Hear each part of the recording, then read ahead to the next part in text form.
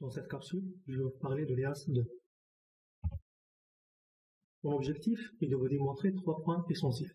En premier lieu, j'aborde les méthodes de valorisation des stocks, bien entendu, après avoir défini ce qu'est un stock en comptabilité.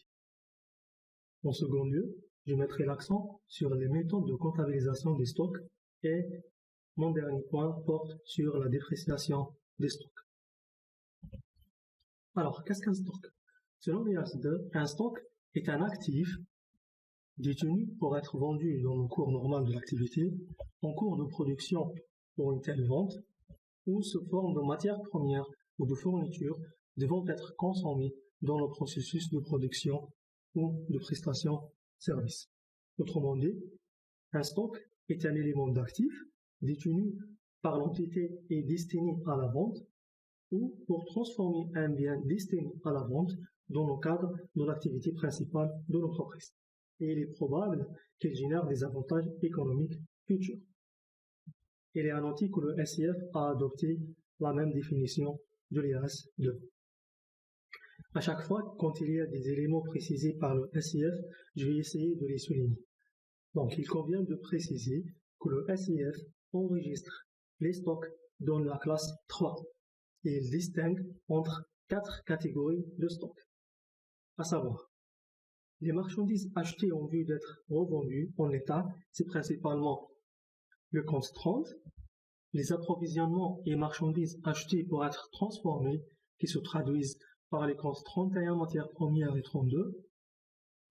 La troisième catégorie de stock, on a les produits fabriqués par l'entreprise et en cours de production, s'enregistrent dans les comptes 33-34 pour les en cours et 35 pour les produits finis. Et on a une autre catégorie, ce sont les stocks contrôlés par l'entreprise, mais non détenus physiquement à la clôture de l'exercice. Ce sont les stocks à l'extérieur qui s'enregistrent dans le compte 37. Je vais maintenant passer au point suivant pour parler de méthode de valorisation des stocks. Il convient de rappeler que les entrées en stock sont évaluées à leur coût d'acquisition pour les biens acquis à titre onéreux, à leur coût de production pour les biens produits par l'entreprise et à leur valeur de marché pour les biens acquis à titre gratuit ou échangé. Par contre, à leur sortie du magasin, les stocks sont valorisés selon les deux méthodes préconisées par l'EAS 2 et aussi le SIF, soit le coût moyen pondéré, soit FIFO. Donc la formule du coût moyen pondéré consiste à faire la moyenne pondérée des éléments existants en début de période et le coût des achats ou de production au cours de la période. Cette moyenne peut être calculée à chaque entrée ou périodiquement, trimestre ou semestre, si vous voulez. Dans la méthode de FIFO, le premier bien entré est le premier bien sorti. Donc, les articles écoulés en premier sont les plus anciens.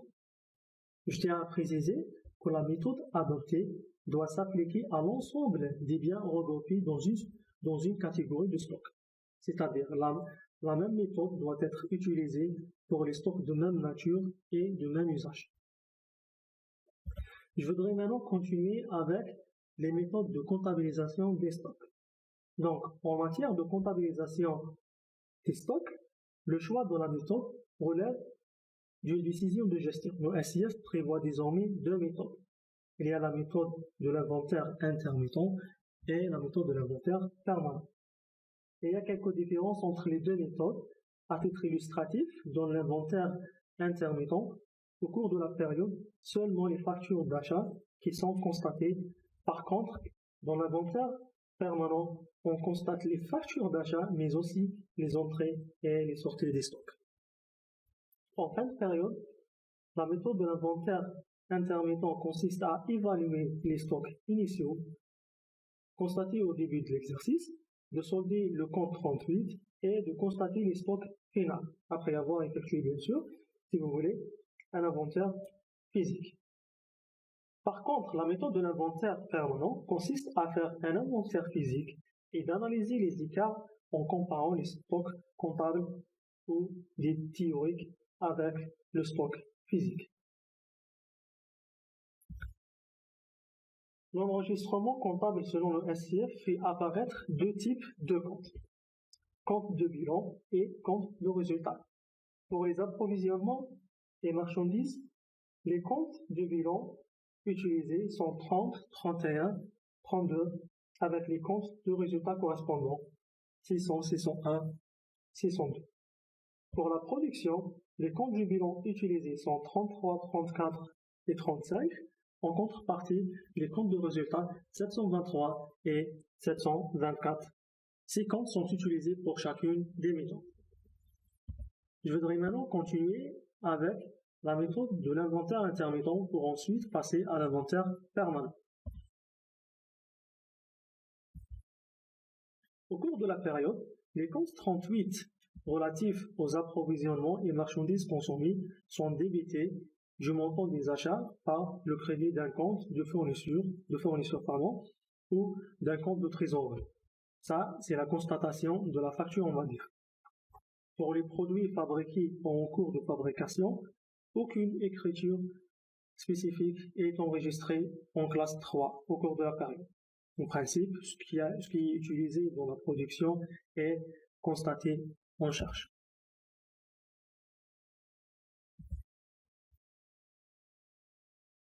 En fin de période, après avoir procédé à un inventaire physique, la comptabilisation des stocks relatifs aux approvisionnements et marchandises s'effectue, si vous voulez, en 3 étapes. Il faut annuler le stock initial en créditant les comptes de stock 30, 31, 32 par le débit des comptes 60 correspondants. Ensuite, il faut aussi solder le compte 38 enregistré au cours de la période par le débit des comptes 60 correspondants. Et enfin, il faut procéder à la constatation du stock final.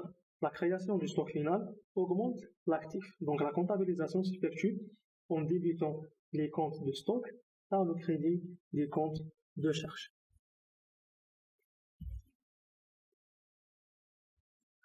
Pour les stocks relatifs aux produits fabriqués ou en cours de fabrication, c'est le même principe que les marchandises et matières premières, mais en utilisant les différents comptes.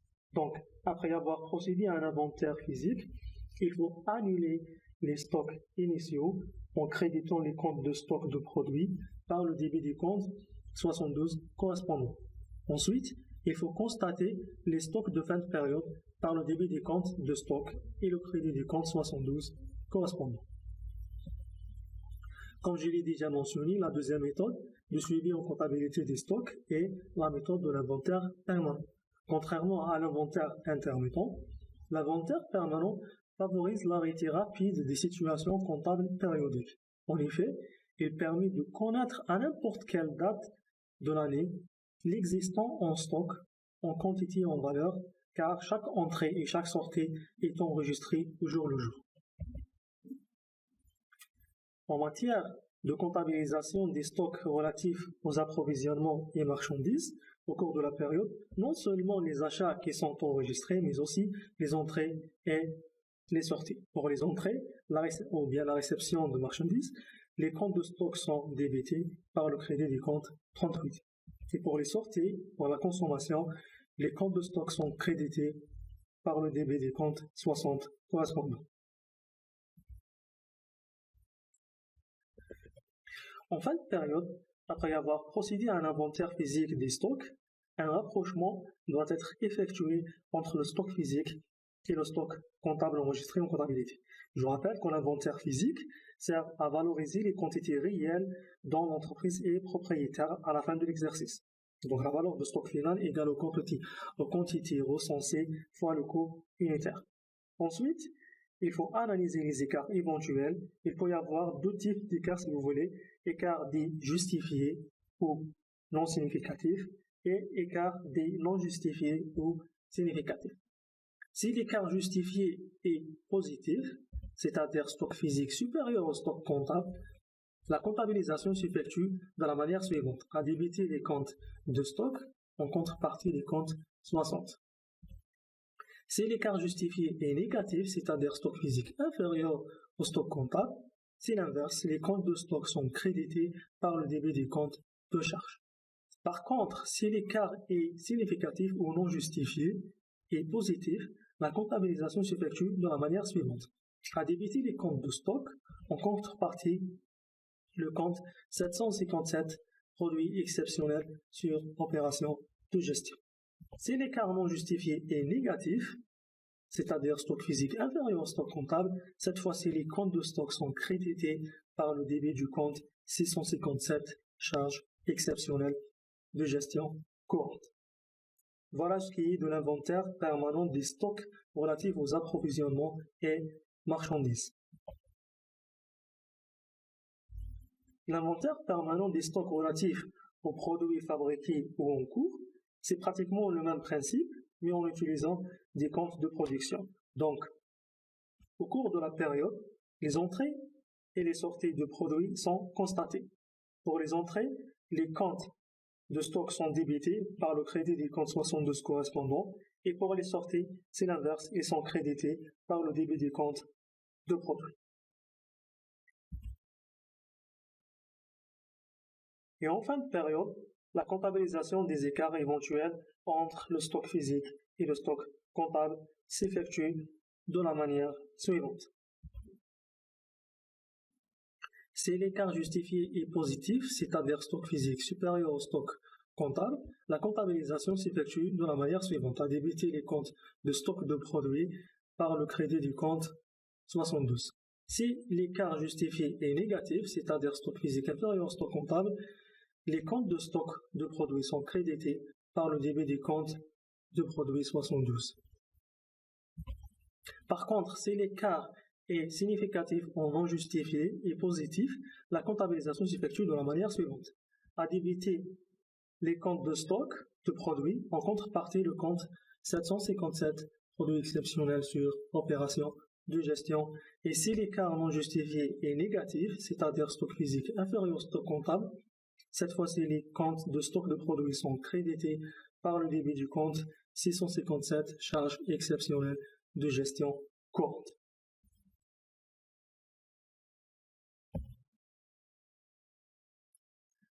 Je vais maintenant passer au dernier point qui est la dépréciation des stocks. En fin de période, les stocks doivent figurer au bilan pour la valeur la plus faible entre la valeur comptable et la valeur nette de réalisation. Donc la valeur comptable, c'est le coût des stocks, et la valeur nette de réalisation, c'est le prix de vente estimé dans le cours normal de l'activité, diminué des coûts de commercialisation ou des coûts estimés nécessaires pour réaliser la vente. Maintenant, si la valeur nette de réalisation est supérieure à la valeur comptable, aucune écriture comptable n'est nécessaire. Mais si la valeur nette de réalisation est inférieure à la valeur comptable, dans ce cas-là, une perte de valeur est constatée en charge de le compte 685 en contrepartie du compte 39, perte de valeur. Ultérieurement, le compte 39, perte de valeur, est réajusté à la fin de chaque exercice. Si le montant de la provision est augmenté, on passe la même écriture comptable. Et si le montant de la provision est diminué ou annulé, la comptabilisation s'effectue de la manière suivante. Le compte 39, perte de valeur, est débité en contrepartie du compte 785, reprise sur perte de valeur. Donc voilà les principaux points concernant les stocks selon la norme MERS2 et le système comptable financier. J'espère que ma méthode est relativement intelligible et compréhensible. Sur ce, j'espère vous retrouver très bientôt.